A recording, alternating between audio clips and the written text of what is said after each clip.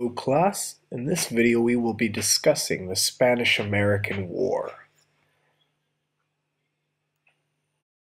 Okay, for us to be able to understand the Spanish-American War, we have to understand the decline of that great and all-powerful Spanish Empire that we discussed in the early part of the year.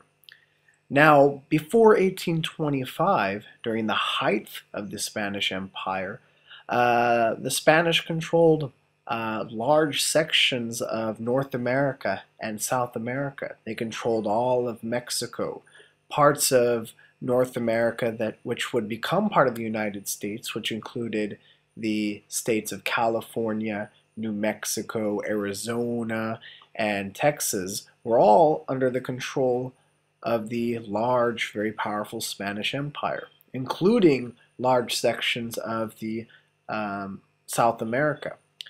However, by the year 1825, things were looking really bad for the Spanish Empire.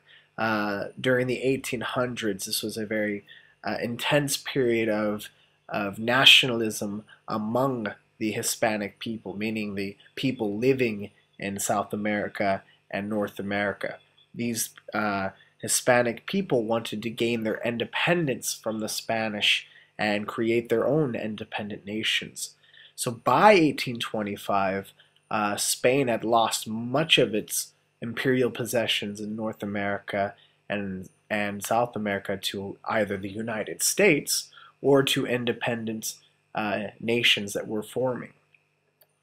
By 1825, the Spanish really only had two islands off the Gulf of Mexico, and those were Cuba and Puerto Rico. So very small, relatively insignificant or not important islands, but nevertheless, the Spanish wanted to keep them. We will talk about the Cuban revolutionaries, or the Cuban revolutionary movement most importantly, because it has the most to do with the Spanish-American War.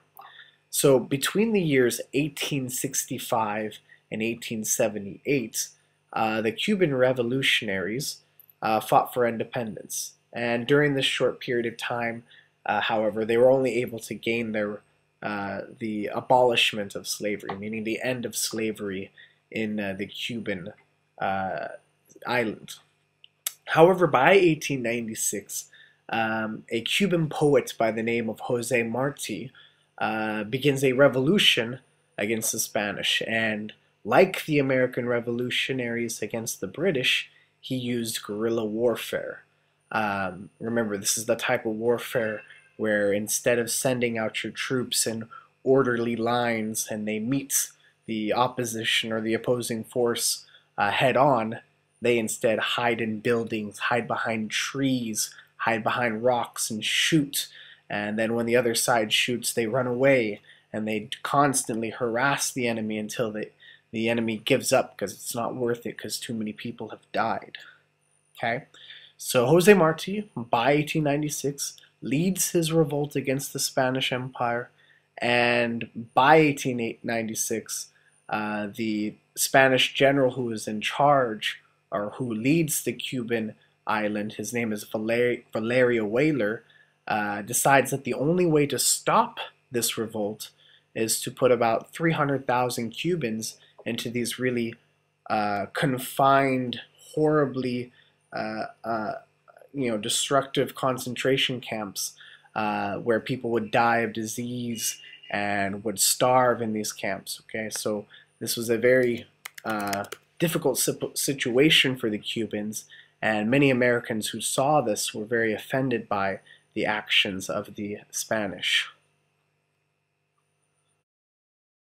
So if we look at this map of the Spanish Empire throughout history, we can see that the Spanish Empire was at its height when it controlled much of North America and parts of South America, which you can see in the red.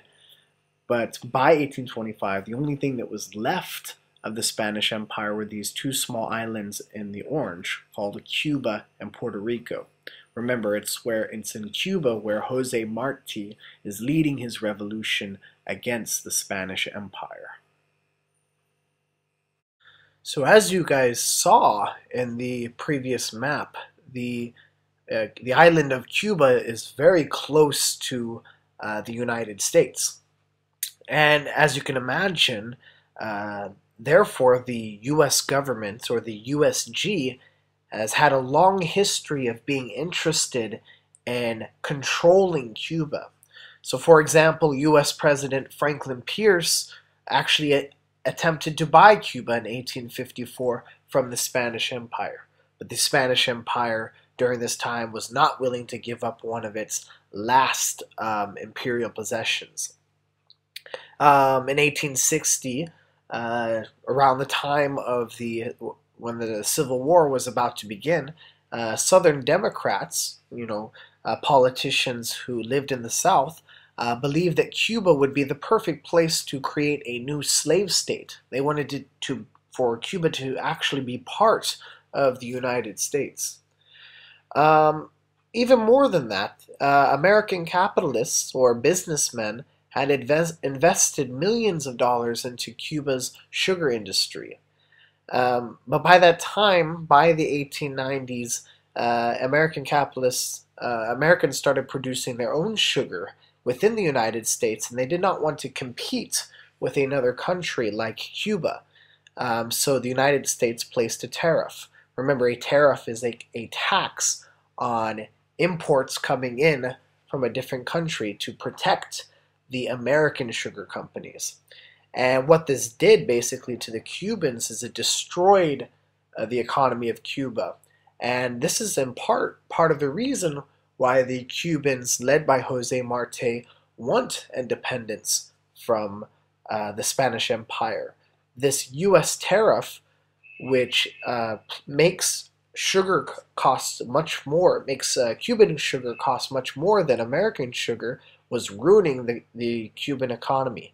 And as you guys know, if the economy is bad, then the average Cuban, their life is going to be horrible. It's going to suffer. So this is a big reason why they started to want to gain independence from the Spanish Empire. Okay, so most American policymakers, meaning people who decide how the U.S. government is going to deal with other countries, believe that war with Spain and the United States was not very likely, was unlikely. Um, However, what we see in the United States, we see this media battle between two major newspapers, one led by William Randolph Hearst.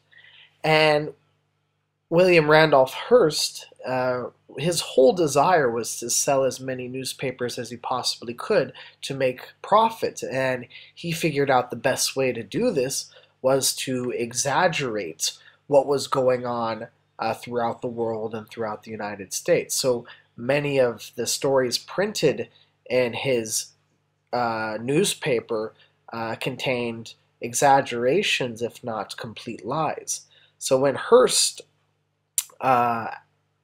started covering the Cuban revolt, he started printing the most outrageous stories that were obviously not true, but were really stirring up sympathy towards the Cuban revolutionaries within the United States. So many Americans who were reading William Randolph Hearst's newspaper, which was called the New York Journal, people began to really sympathize with the Cuban revolutionaries, and the Americans started to wanting to pressure the United States to actually go to war with the Spanish Empire to save the Cuban revolutionaries.